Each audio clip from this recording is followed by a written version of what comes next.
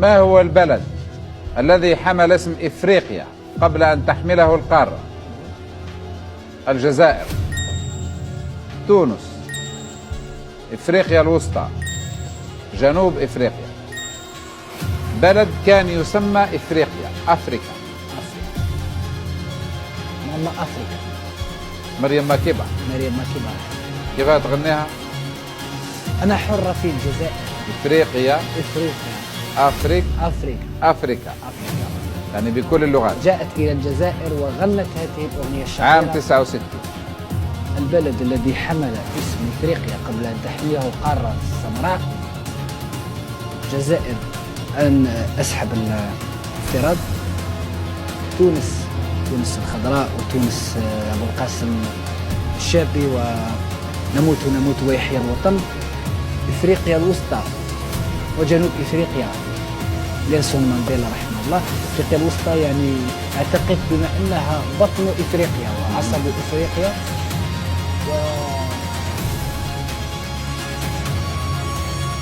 جنوب إفريقيا. تقدر يا بلال تستطيع تستعين بالسي عبد الحميد، بالك راوية كما تقدر تحتفظ به لما هو أهم.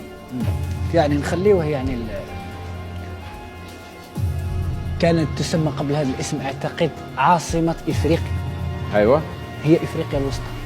البلد الذي حمل اسم إفريقيا قبل أن تحمله القارة السمراء قوسين ماما أفريكا هو هو إفريقيا الوسطى. يعني أميل إلى إفريقيا الوسطى. الكلمة الأخيرة لي، الكلمة الأخيرة. البلد الذي حمل اسم إفريقيا قبل أن تحمله القارة هو إفريقيا الوسطى، التي نتمنى لها السلام ونتمنى لها يعني ما يعانيه من بؤر التوتر. هي إفريقيا الوسطى. البلد الذي حمل اسم إفريقيا قبل أن تحمله القارة يقول بلال، يقول إفريقيا الوسطى.